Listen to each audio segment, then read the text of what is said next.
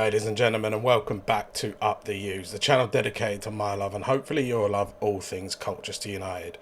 We are back with the first episode of the 26-27 season as we take a look at a squad update and see how the squad is starting to come together. Since announcing the retained and released list at the end of the season, 3 other players have left Colchester United. They are Kyrese Lisby, Arthur Reed and Awara Edwards. We'll start with Kyrese Lisby. We knew Kyrese was going to go. We knew he was going to go up a league as well. He is a fantastic talent, and he has chose Reading as his new home. There was talks that he'd potentially be going to Sheffield Wednesday, but I believe he's chose Reading mainly on the location. Reading to Colchester isn't that far if he still lived in Colchester. Obviously his family are probably in and around the Colchester area as well, so Reading is a little bit closer than what Sheffield is. He is someone that I believe will be in the Championship within a couple of years, and he is a fantastic talent. Really nice person off the pitch as well when I've been able to meet him, and he now gets to play against his brother at least twice next season when Reading play Peterborough. And speaking of Peterborough, the next player is Awara Edwards. This one was a little bit of a shock. It just came completely out of the blue. There was no real sort of gossip of it online with any sort of the vague posts or anything from Peter O'Rourke mentioning it. It just sort of happened. And I thought that Awara Edwards was going to be Kyrese's replacement. Towards the end of the season, when Lisby dropped his form and picked up a little bit of an injury, Awara Edwards was playing. And in my opinion, he actually did very well. That goal against Bristol Rovers to get us the win when he cut in on his right foot and smacked it in the top corner. I genuinely thought we was doing that to see what Awara would be like as Kyrese's replacement. But as I say, he has gone and joined Peterborough. Shock, another player has gone to Peterborough, but no Peterborough player has come our way. Maybe we should have a look at that in the contract talks. Another player that has left was Arthur Reed. What a fantastic season Arthur Reed had last year. The year before that, he didn't quite get as much game time potentially as what he wanted to, with Teddy Bishop and Jamie McDonnell playing ahead of him. But he could have quite easily sulked. He could have quite easily said, look, I want to leave. But he stayed at the club. The Cowleys then put the trust in him this season. There was always talks, can Reed and Bishop play alongside each other? And I think a lot of people were saying no, they can't. But last season they proved exactly why they can. Reed just doing Reed things on the daily, just picking the ball up, being an absolute nuisance on the pitch. And when he was at the awards evening and he got the goal, or the award for the goal of the season, he was asked when that ball came to him, were you thinking about hitting it? And his exact words were, I don't really think much on the pitch, which got quite a laugh from the room.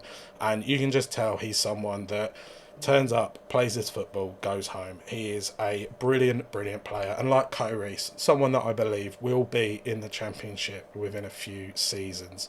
So just to round up the players so far that have left the U's: Dom Gape, John Kamani-Gordon, Jack Baldwin, Matt Macy, Kyrese Lisby, Arthur Reed, Awara Edwards, and technically Tom Flanagan, although I believe Tom will probably play a role in the first team as probably like a player coach. I could see maybe getting a pay as you play contract. If we do get some injuries in the defence, he could quite easily slot in. But we did see obviously towards the end of last season when Danny wanted Nicky alongside him so he could sort of have a bit more of a tactical view on the game, Tom Flanagan was up in the gods, and when Nicky was up in the gods, Tom was down by Danny's side. So like I say, someone that I think could possibly feature next season in 1 or 2 games if we've got injuries, or in the Virtue Trophy, if that's still what it's called.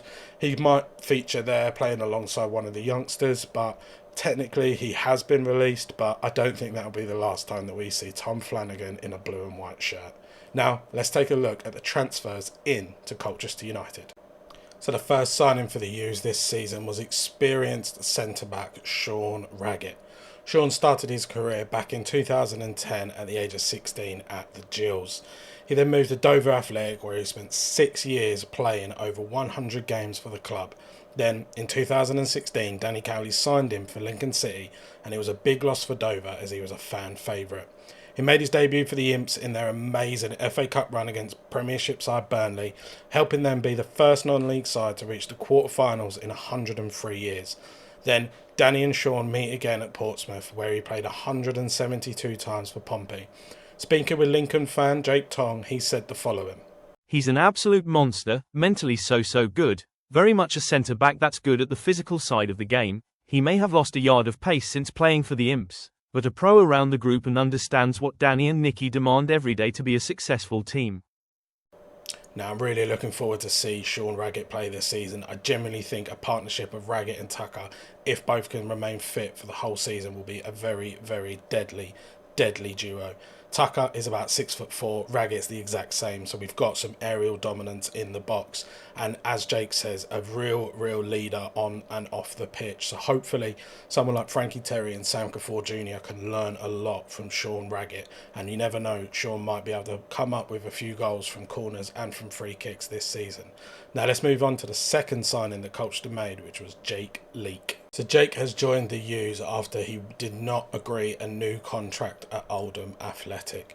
When you actually look at the post that Oldham put up announcing that Leake had departed the club to join us, a lot of the Oldham fans were bitterly disappointed with this. He did have a few injuries last season, which looks like scampered his game time, but the Oldham fans were actually looking forward to seeing if he can make a mark on their team this season. Unfortunately not for them, but a positive for us. Danny Cowley last season was looking for that left back cover but was unable to bring it in. So when Ellis unfortunately did get injured, we had to come up with a different plan at left back, which meant Rob Hunt played there, Kane Vincent-Young played there, Frankie Terry played there. Everyone had to chip in and potentially have a spot at left back, but we don't need to worry about that anymore because we've got Jake Leake. Whether he is someone that will be starting at left back, and maybe, as we know, Ellis has obviously re-signed now, maybe Ellis will push up a little bit more. Jake Leake is going to be a player that is going to feature for the U's a lot this season, I'm sure. And that's exactly what he was hoping for. I'm guessing he didn't think he could get the game time at Oldham, and at Colchester he believes that he could. He started his career at Hull City and had a number of moves in the National League and also in the EFL. So another player that we're looking forward to seeing in the blue and white stripes next season is Jake Leake. Now, moving on to signing number 3, the big monster that is Paul Digby. This is a big signing, not just because he is 6'5", but because he's another player with bags of EFL experience. He spent 5 years at Cambridge United helping them gain promotion in 2021, and then he played for 4 years in League One. He then made the move to Scottish Premiership side Dundee with former U's players Aaron Donnelly, Dre Wright and Kieran O'Hara. The signing of Digby has got a lot of people talking on social media, and I asked Under the Abbey stand what we can expect from Digby this season. Here's what they had to say. I'd describe him as an unglamorous, hard-working and physical defensive midfielder. He's a good presence and a leader, if technically a bit limited, loves a big tackle and breaking up play. He's not technically the most proficient, but in a midfield with the right balance he could be an excellent pickup. He's highly thought of at the Abbey, was a huge part of our promotion out of League Two and then played basically every game for 3 seasons in League One which were ultimately successful. Digby is going to come in and cause chaos. 6'5" central midfielder. Kind of screams Harry Pell a little bit. Someone that is not afraid to get stuck in and will throw his weight around. Are we going to see Digby and Bishop together, or are we going to see Digby and Perry, or is Digby going to be on the bench and be coming on odd occasions? Who knows? Is there a world where we could get Digby, Bishop, Perry and maybe Payne in the side at the same time? Only Danny knows the answer to that question. I put a tweet out yesterday asking for some suggestions on players that you want to see come into the squad. Let's take a look and see what you said. So the first comment was from Duncan Stonehouse, and he said that we've got to be looking at a goalkeeper and a number 9. He mentions the Irish goalkeeper that we were supposedly looking at on trial, and I believe that was meant to be Harrison Mayle, who has gone off to the PFA camp and is training with them. He then mentions about Mason Terry, the West Ham under-21s goalkeeper, but unfortunately he has gone to Port Vale on a season-long loan. Adam then responds by mentioning Aaron Donnelly, another former Colchester United player that moved on to pastures new, went to Dundee, which is where Digby has just come from. So he has mentioned him about coming back as a returning player, a left-footed centre-back, which is what the Cowleys like. He also mentioned a former Cowley player and former Pompey midfielder, Ben Close. With the signing of Digby, Could Close come in and be a number 2 to Teddy Bishop? Quite possibly. Digby, Bishop maybe as a starting, and then Close and Perry as the backups, and just swapping them round every game could be a viable option for us. The one that is quite interesting is the comment from Andrew, and he said Oscar Thorne back on loan. What do you think? Getting Oscar Thorne back on loan, would that be a good move for the U's? Obviously, we know we lost Oscar Thorne at the start of last season to Lincoln, and unfortunately, it hasn't possibly worked out. I don't know whether there was injury problems or he just weren't able to get into the first team. Me personally, I would take him back. 6'3", very, very fast. A player that if we put a cross into the box and it goes a little bit deeper than the striker, you've got a very tall winger at the back post waiting to head it home. So Oscar Thorne on loan, would you take him back? I know there's a lot of stigma around former players coming back to the club, but let me know down below in the comments or over on X, would you take Oscar Thorne back on loan for the 26-27 season? So Mason mentions about going to Nottingham Forest and having a look to see if they've got a young striker. So a big thank you to them people for responding to the tweet and letting us know who they would like to see Colchester United sign for the 26-27 season. Now let's take a look at the thread that Eagle Eyed U's have put out on 10 players that they think the U's should look at signing. Number 1 is Mason Terry. Obviously we've already covered him. Unfortunately, the West Ham under-21s goalkeeper has gone to Port Vale. Number 2 is Sean Raggett, already signed for the U's, so that's a tick in my box. Next up is the player that Adam mentioned of Aaron Donnelly. So reportedly, he's been told that he can leave Dundee, and he played under the Cowleys when he was here. He played with a lot of the players that are in the squad already, so potentially a move back down into the UK, into the English Football League for Aaron Donnelly could be on the cards. And I'll be honest, I wouldn't mind having him back in. Up next, it was Max Clark, a left-back who has just been released by the Gills. They obviously mentioned that there was no news yet on Ellis. As we know, Ellis has now re-signed. We've got Jake Leake as a left-sided defender or a left-back. We've got Frankie Terry that's also a left-footed centre-back and can play at left-back. So I don't think Max Clark would be a viable option for the U's now with Ellis re-signing. Next up, they mention a former Nottingham Forest under-21s player, Ben Hammond, someone that has played alongside Ben Perry when he was at the club. He's someone that they mention, he's obviously a partnership with Ben Perry. He was released by the Reds and he had a brief spell at Northampton, but he had limited game time. He had excellent dual stats for Nottingham Forest under-21s last season, and they believe that he would be a signing for the U's to get, that they can develop hopefully into a future first team player.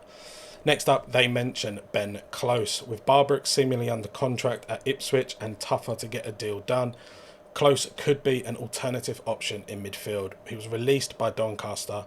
Close also needs no introductions to the Cowleys, having been ever present under him in the last 14 games in the 2021 season. Next up, they have mentioned Aaron Nemen, the former MK Dons winger, who, when we've played against them, he actually impressed me. But unfortunately, he has signed for Rotherham United. They also mentioned another winger just been released by Bristol Rovers in Luke Thomas. Thomas would add competition and variety as a left-footed winger, plenty of League One and League Two experience, can also play in the 10 if needed. He got 4 goals and 2 assists in the 25-26 season. So moving on to the final 2 players in this list, and they are both in the striking position. The first one is a player that the Cowleys will know from their time at Huddersfield. It is Micah Ibiro. He moved to Wealdstone, and in his first real prolific season as a striker, he scored 14 goals. His first name's Micah, so already in my mind it's a tick there. He is a smaller, pacier striker, so he could complement other strikers in our side. If we was to bring in a big target man, he could play off of him if the Cowleys decided to play as a 2 outfit up front. And one of the players that they have mentioned, the last player on this list, is potentially that tall, big target man, and that is John Marquis, another player that is very familiar to the Cowleys. He's not someone that will come in and score you bags of goals, but like I say, he's a very big player, a very experienced player. He can be that target man that the U's could need going into a game where we need to either get a goal or just need someone to boot the ball up to and hold the ball up to. If he was to come in, you're instantly looking at the sort of like Lyle Taylors, the Chris Porters, that sort of era of player. Not someone that's going to come in and be our 20 goal a season striker, but someone that's going to come in and bring that experience to the side and bring in that experience in them games where we just need to see out the win. So the countdown to the start of the 26-27 season has begun, and the U's are starting their pre-season games on Saturday with a trip away to Norwich. I'm hoping to get to as many of the pre-season games this season to bring back the matchday vlogs. And speaking of vlogs, I will be at the open day doing another vlog. So if you see me, make sure you come up to me, say hello, and if you say the word Up the U's, I might have a little present for you to go and get signed by some of your favourite players.